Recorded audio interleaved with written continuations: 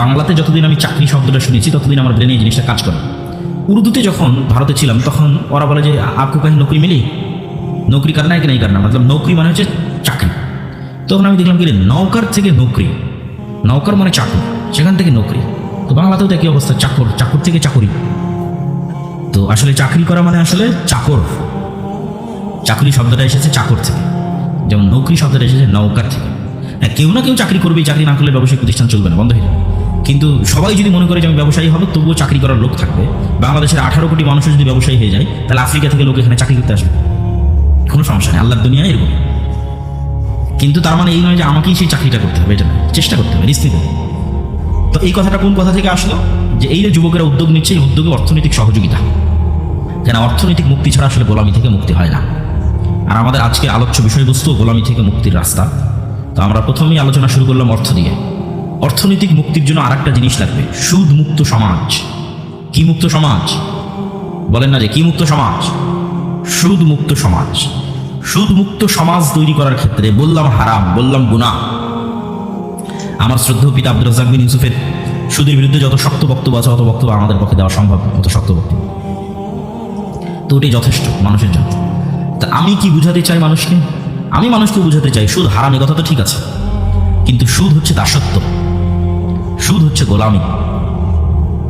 এবং শুধু মুসলমানদের জন্য নয়, পৃথিবীর প্রত্যেক মানুষের জন্য। পৃথিবীর প্রত্যেক মানুষের পায়ে গোলামির জিঞ্জির বেঁধে রেখেছে সুদ। হিন্দুর জন্য গোলামি, খ্রিস্টানের জন্য গোলামি, ইহুদির জন্য গোলামি, মুসলমানের জন্য গোলামি। পৃথিবীর মানুষের মৌলিক স্বাধীনতা বিনষ্টকারী হচ্ছে সুদ। এমনকি শুধু মানুষ গোলাম নয়, দেশকেও গোলাম বানাতে পারে। এবং সুদ হচ্ছে জুলম, অত্যাচার।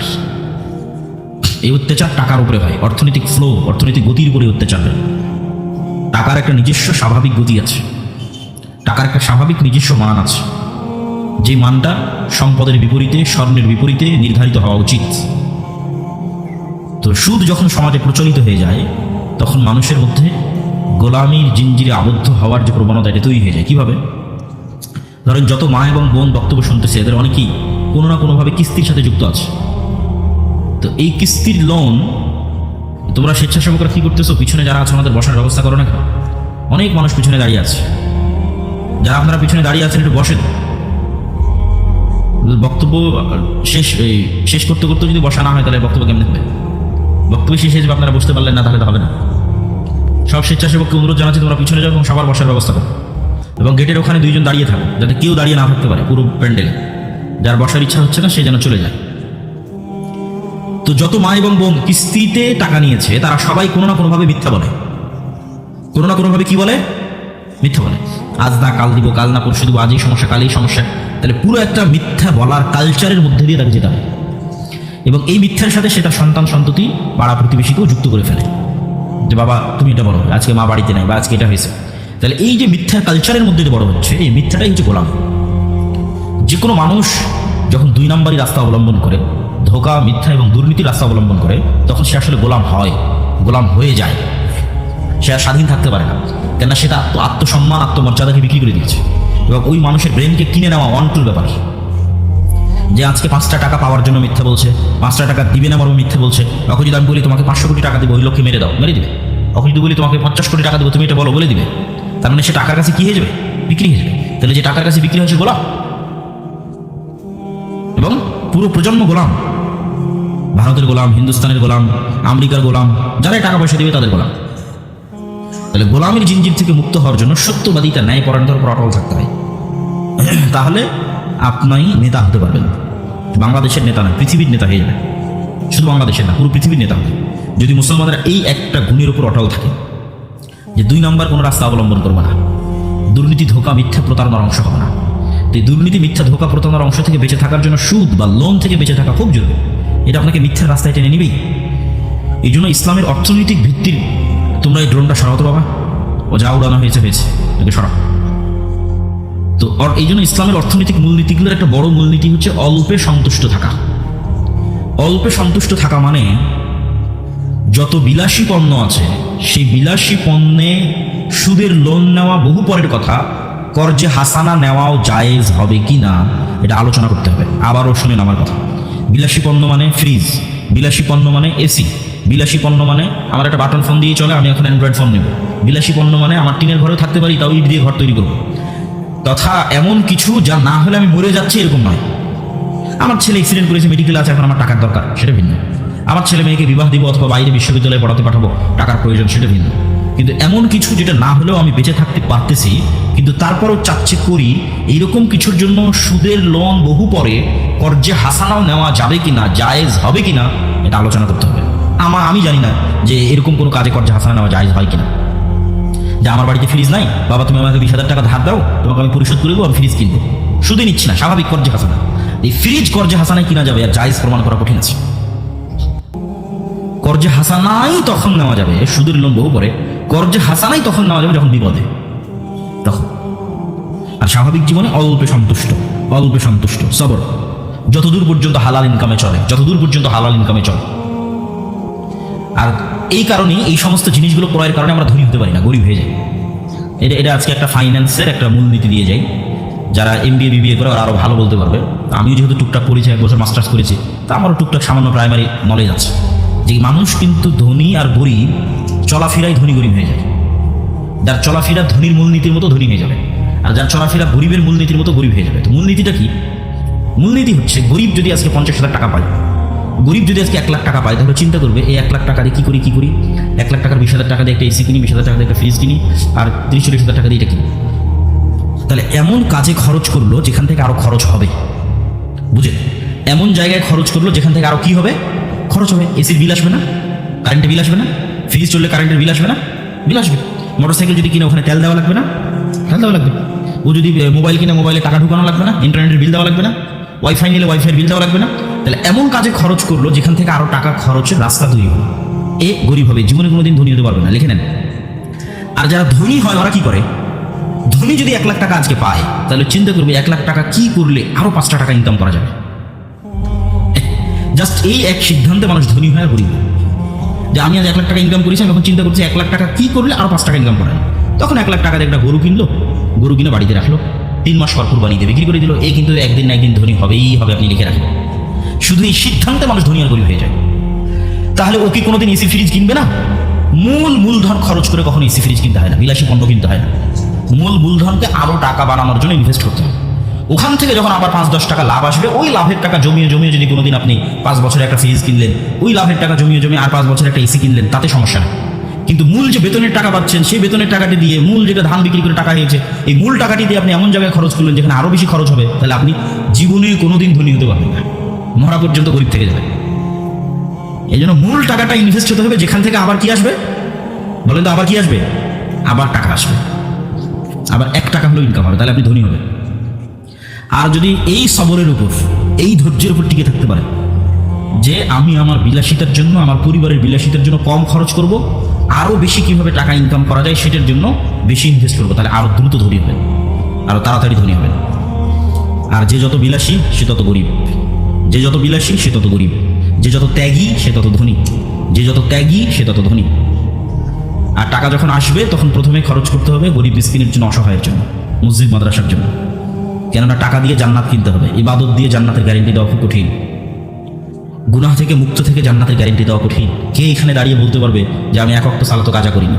কে দাঁড়িয়ে বলতে পারবে যে আমি 1 ওয়াক্ত সালাত দুনিয়ার কথা চিন্তা করি না? কেউ বলতে পারবে না। কে দাঁড়িয়ে বলতে পারবে যে আমি নিষ্পাপ, জীবনে একটাও গুনাহ করিনি? তাহলে আল্লাহর সামনে দাঁড়িয়ে বলতে পারবেন না আল্লাহ 1 ওয়াক্ত সালাত কাজা করি না, তবে আমাকে জান্নাত দিতেই হবে? বলতে পারবেন না। আল্লাহ আমি জীবনে একটাও গুনাহ করিনি, জান্নাত দিবা না কেন? তাহলে জান্নাতে যাওয়া নির্ভর করতেছে আল্লাহর দয়ার উপর, যে আল্লাহ সালাত তো ভালো মতো আদায় করতে পারিনি, মাফ করে দাও। আল্লাহ গুনাহ তো অনেক করেছি, ক্ষমা করে দাও। আল্লাহ দয়া করে ক্ষমা করে দিলে জান্নাতে যেতে পারবে। কিন্তু চ্যালেঞ্জ দিয়ে জান্নাতে যাওয়ার 2টা রাস্তা আছে। চ্যালেঞ্জ, জান্নাতে যাবই, তার একটা হচ্ছে টাকা। যে ঠিক আছে যতদূর পারছি আল্লাহর ইবাদত করি, অন্তত 5 ওয়াক্ত সালাত ঠিক রাখি, কবিরা গুনাহ থেকে বেঁচে থাকি। তারপরে যদি ভুল ত্রুটি কিছু হয়, ইবাদতে যদি কিছু কমতি হয়, তাহলে জান প্রাণ দিয়ে টাকা ইনকাম করো, টাকা ইনকাম করে ওই টাকা আল্লাহর রাস্তায় দান করো। যে কিয়ামতের মাঠে ধনী অবস্থায় উঠো, গরিব অবস্থায় উঠে না। দুনিয়াতে যারা ধনী তাদের যে কোনো বিপদ ওরা টাকা দিয়ে কাটিয়ে উঠতে পারে। যে ঠিক আছে এখনই আমার অসুখ হয়েছে, চলে গেলাম সিঙ্গাপুর, টাকা আছে যে। ঠিক আছে আমার এই সমস্যা, কেস কোর্ট কাছারি মামলা হয়েছে, টাকা দিয়ে বের হয়ে গেল, জরিমানা দিয়ে বের হয়ে গেল। তো এই সেম ধনী মানুষেরা কিয়ামতের মাঠে এক্সট্রা বেনিফিট পাবে যদি কিয়ামতের মাঠে ধনী অবস্থায় উঠে। তো কিয়ামতের মাঠে তার ইনস্ট্যান্ট টাকা ইনকাম করার সুযোগ নাই। কিয়ামতের মাঠে তার ইনস্ট্যান্ট মানুষের কাছে টাকা ধার নেওয়ার সুযোগ নেই। তাহলে কিয়ামতের মাঠে ধনী অবস্থায় উঠতে হলে আগেই দিয়ে যেতে হবে, মানে এখন কোটি কোটি টাকা কিয়ামতের অ্যাকাউন্টে জমা করে যেতে হবে। দিয়ে এখন কিয়ামতের মাঠে যখন উঠলেন তখন আপনি মনে করেন 100 কোটি টাকার মালিক, কথা বলতেছে। দেন 100 কোটি টাকার মালিক, যত সালাতে কমতি আছে, আর যত আল্লাহর রাস্তায় গুনাহ আছে, আর যত মানুষ পাওনাদার আছে, যে আল্লাহ আমার নামে গীবত করেছে, আল্লাহ আমাকে গাল দিয়েছে, আল্লাহ আমাকে কমেন্টে নিন্দা করেছে, আল্লাহর কাছে তো কেস আসতে থাকবে। ও পাশে বসে থেকে টাকা দিতে থাকবে। আর 100 কোটি টাকার মালিক না, টাকা দিতে দিতে দিতে দিতে জান্নাত আর কিনা হয়ে গেছে। কোনোটাতেই আর ওকে কেউ আটকাতে পারবে না, এখন সোজা জান্নাতে চলে যাবে, বলেন আল্লাহু আকবার। এই জন্য জান্নাত নিশ্চিত করার জন্য টাকা লাগবে, এবং ওই টাকা আল্লাহর রাস্তায় ব্যয় করতে হবে। ওই সমস্ত মানুষেরা খুবই ভাগ্যবান যারা টাকা ইনকামও করতে পারে, আবার টাকা আল্লাহর রাস্তায় ব্যয়ও করতে পারে। কিছু মানুষ আছে টাকা ইনকাম করতে পারে ঠিকই, কিন্তু ওই যে ছেলেটা বললো না যে আনন্দ উৎসব, ডিজে পার্টি, বিনোদন, ঘোরাফেরা, গান বাজনা, মদ, নারী, দুবাই, ঠিক আছে, বেহায়াপনা বেলিল্লাপনাতে টাকা শেষ করে দিচ্ছে। তো ওর কথা নয়, যে টাকা ইনকামও করতে পারে আবার টাকা কোথায় ব্যয় করতে পারে? আল্লাহর রাস্তায়। এ খুব সৌভাগ্যবান, খুবই সৌভাগ্যবান, এর কাছে জান্নাত বিক্রি হয়ে যাবে। এই জন্য যুবকেরা বসে থাকার কোনো সুযোগ নাই, অলসতার কোনো সুযোগ ইসলামে নাই, সময় নষ্টের কোনো সুযোগ ইসলামে নাই। আল্লাহ সুবহানাহু ওয়া তাআলা এই পৃথিবীকে নেতা হওয়ার জন্য দুইটা ফাংশনের উপর দাঁড় করিয়ে রেখেছে। একটা ফাংশনের নাম জ্ঞান এবং শিক্ষা, আর একটা ফাংশনের নাম সত্যবাদিতা এবং ন্যায়পরায়ণতা। তুমি মোবাইলের যেই বাটনে চাপ দিবা সেই বাটন সেইভাবেই কাজ করবে। এখন ইহুদি খ্রিস্টানেরা যদি জ্ঞান অর্জন করে, শিখে, পড়ে, লেখে, আর মুসলমানের সন্তানেরা, সৈয়দপুরের সন্তানেরা যদি গান বাজনা, ফ্রি ফায়ার, পাবজি, ইউটিউব, ঠিক আছে, IPL, BPL, অনলাইন বেটিং, জুয়া, বিড়ি, সিগারেট, মদ, এগুলো যত সময় নষ্টের রাস্তা আছে এগুলোতে সময় নষ্ট করে, তো আল্লাহ বলবে না যে ইহুদি খ্রিস্টান তোরা থাম, তোরা এত পড়তেছিস, এত জ্ঞান অর্জন করতেছিস, তোদেরকে আমি নেতা বানাবো না। আমার সৈয়দপুরে একটা মদখোর, জুয়াখোর বান্দা আছে, ওকে নেতা বানাবো। এটা করবে নাকি আল্লাহ? তোমাদের কি মনে হয় আল্লাহ এটা করবেন? জি না। যে জ্ঞান অর্জন করবে ওই নেতা হবে, এভাবে পৃথিবী দাঁড়িয়ে আছে। আর যে জুয়া, মদ, নেশায় সময় দিবে, গোলাম হবে, বাই ডিফল্ট অটোমেটিক গোলাম, 14 গোষ্ঠী প্রজন্মের পর প্রজন্ম গোলাম। যেন নেতা হতে হলে জ্ঞান ছাড়া রাস্তা নাই। নেতা হতে হলে প্রোডাক্টিভ, সময়কে কাজে লাগিয়ে পরিশ্রম করে টাকা উপার্জন করা ছাড়া রাস্তা নেই। নেতা হতে হলে সত্যবাদী, ন্যায় পরায়ণ। ঠিক আছে, তোমার জ্ঞান আছে বুঝলাম, তোমার টাকা আছে বুঝলাম, কিন্তু তুমি সেই জ্ঞানকে বিক্রি করে দিচ্ছ। বিদেশ থেকে ডক্টরেট ডিগ্রি পাশ করে এসে যেই কোম্পানি হাদিয়া দিয়েছে গাড়ি, BMW, ওই কোম্পানির ওষুধ লেখে আজীবন, তাহলে তো জ্ঞানকে বিক্রি করে দিল। তাহলে তোর সত্যবাদিতা, ন্যায় পরায়ণতার উপর অটল থাকতে পারলো না, উচিত হবে না, সবগুলো লাগবে। আরো 3টে জিনিস লাগবে মুসলমানদের জন্য বিশেষ করে, সেটা হচ্ছে আল্লাহ সুবহানাহু ওয়া তাআলার সাহায্য। আল্লাহর সাহায্য ছাড়া ইসলাম এবং মুসলমানদের বিজয় হয় না। আর আল্লাহর সাহায্য পৃথিবীতে নেমে আসে রাতের সালাত দিয়ে, সকাল সন্ধ্যার জিকির দিয়ে।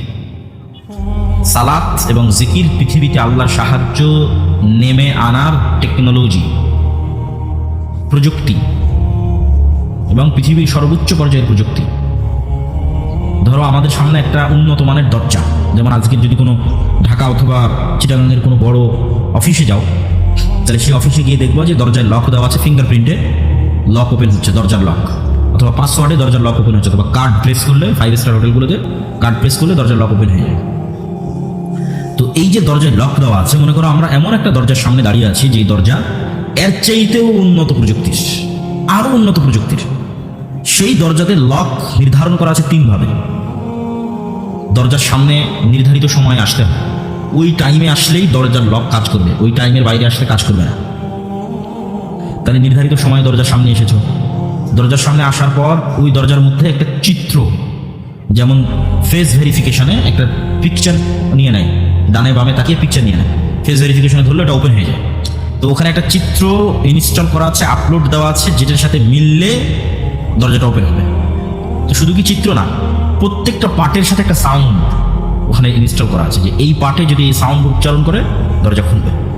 তাহলে মনে করো নির্ধারিত সময় আমরা দরজার সামনে আসলাম, এসে এইভাবে দাঁড়ালাম, এটা একটা চিত্র, ওই দরজাতে ইনস্টল দেওয়া আছে। এবার সাউন্ড, আলহামদুলিল্লাহি রাব্বিল আলামিন আর রহমানির রহিম, সাউন্ডও মিলে গেল।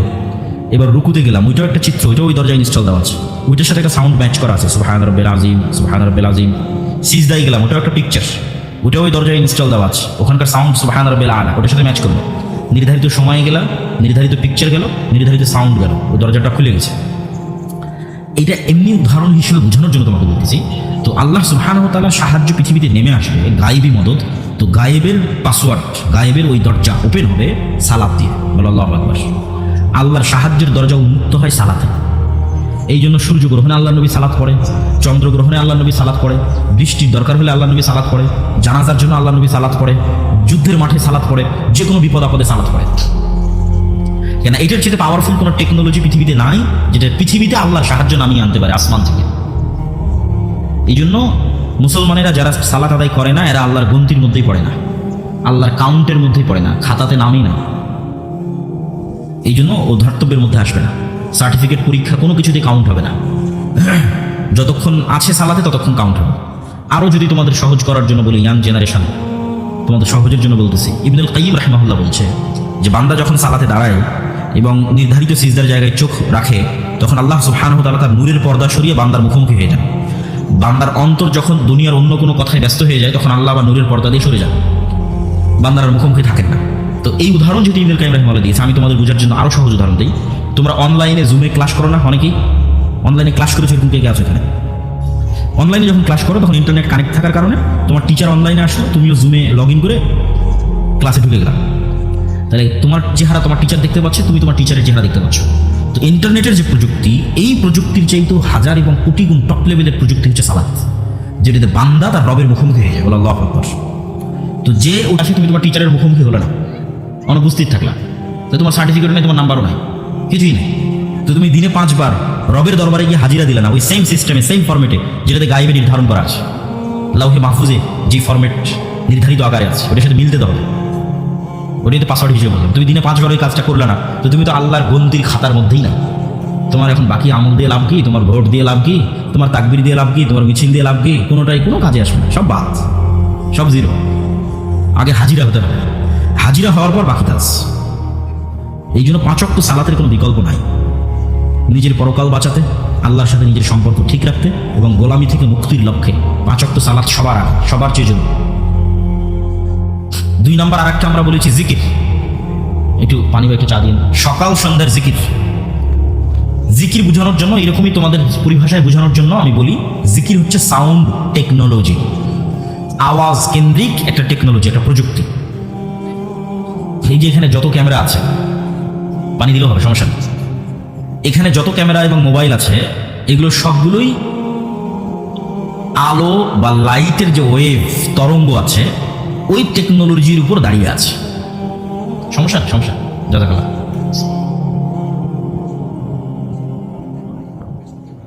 আলোর টেকনোলজির উপর দাঁড়িয়ে আছে। মানে এই যে আমরা আলো দেখতে পাচ্ছি, আলো আমার কথাকে বহন করতে পারে, আমার লেখা ওটাকে ডাটাকে ধারণ করতে পারে। আমি এখান থেকে বলতেছি, এই আলো এই কথাটাকে ওর গতিতে উড়িয়ে নিয়ে আমেরিকা চলে যাচ্ছে মোবাইলের মাধ্যমে। এখন বলতেছি আমেরিকা, আবার এখন শুনতে পাচ্ছি। এটা আগেও যেত, পৃথিবী যেদিন থেকে আছে সেই দিন থেকেই যায়। আমরা জানতাম না, আমরা ব্যবহার করতে পারি, শিখিনি ব্যবহার করা। এখন ব্যবহার করা শিখেছি, নেটওয়ার্ক লাগিয়েছি, ঠিক আছে, টাওয়ার লাগিয়েছি, মোবাইল বানিয়েছি, এখন ব্যবহার করতে পারতেছি। কিন্তু যেত আগে থেকে। আমি বলতেছি আমার এই কথা এখন ইনস্ট্যান্ট আমেরিকা চলে যাচ্ছে, আগে থেকেই যেত। কিন্তু আলোর মধ্যে দিয়ে যে ডাটা যায় এটা আমরা জানতাম না, তথ্য প্রবাহিত হয় এটা আমরা জানতাম না। এখন শিখে গেছি, এখন ব্যবহার করতেছি। তো এইটা একটা টেকনোলজি যেটার উপর এখনকার পৃথিবী দাঁড়িয়ে আছে, এখনকার কম্পিউটার, এখনকার মোবাইল, ল্যাপটপ সব দাঁড়িয়ে আছে।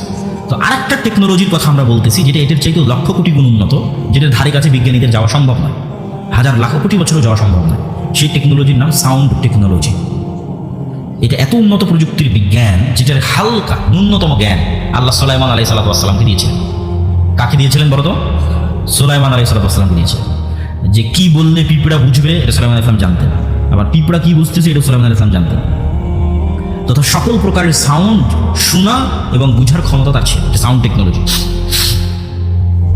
অনেক মুফাসসির লিখেছে যে সুলাইমান আলাইহিস সালাম যে বললেন, কে পারবা বিলকিসের সিংহাসনকে চোখের পলকে আমার এখানে উপস্থিত করাতে।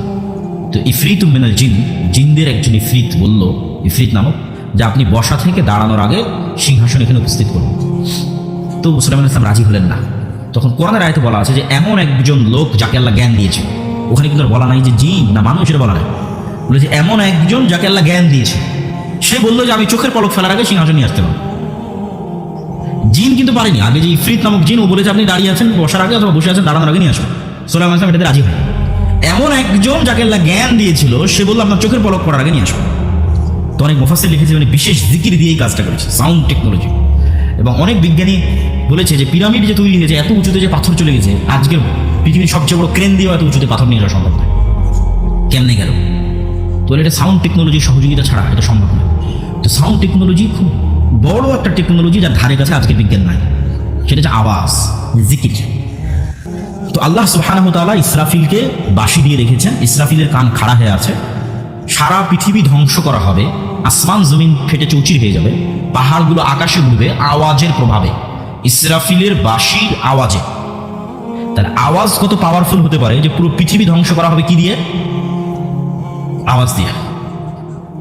এবার পৃথিবীর সব মানুষ মরে গেছে, জিবরাইল, মিকাইল, মালাকুল মউত সব মরে গেছে, আল্লাহর আরশ বহনকারী তারাও মরে গেছে। আল্লাহ এখন সবাইকে জীবিত করবে অনেকদিন পর, কতদিন পর আল্লাহ ভালো। তখন ইসরাফিলকে জীবিত করে আবার ইসরাফিলকে বলবে বাঁশিতে ফু দাও। এখন সারা পৃথিবীর মানুষ একবারে নিজ নিজ কবর থেকে উঠে উলঙ্গ এবং খালি পায়ে দৌড়াতে থাকবে আওয়াজে, ইসরাফিলের বাঁশির আওয়াজে। আওয়াজ কত পাওয়ারফুল হতে পারে! আওয়াজ জানা গেলে, আওয়াজ শিখা গেলে সে আওয়াজ খুবই পাওয়ারফুল। এমন কোনো অসম্ভব নয় যে অসম্ভব আওয়াজ দিয়ে সম্ভব করা সম্ভব নয়। তো ঠিক তেমনি মুহাম্মদ সাল্লাল্লাহু আলাইহি ওয়াসাল্লাম এবং তার উম্মতকে আল্লাহ যে মুজিজা দিয়েছেন, এটা মুসা আলাইহিস সালামের লাঠির চেয়ে বেশি পাওয়ারফুল। এটা ঈসা আলাইহিস সালাম যে অন্ধর চোখে হাত দিয়ে বলে দিতেন যে এর চোখ হয়ে গেল বিসমিল্লাহ, কারো মাথায় টাক ছিল বিসমিল্লাহ বলে দিলে চুল হয়ে গেল। তো ঈসা আলাইহিস সালামের ওই মুজিজার চেয়েও পাওয়ারফুল আল্লাহ একটা মুজিজা মুহাম্মদ সাল্লাল্লাহু আলাইহি ওয়াসাল্লাম এবং উম্মতে মুহাম্মাদিকে দিয়েছে, সেটা হচ্ছে কোরআন। বলেন আল্লাহু আকবার। কেননা এই কোরআন কার আওয়াজ? এটা আল্লাহ, সরাসরি আল্লাহর আওয়াজ। বলেন আল্লাহু আকবার।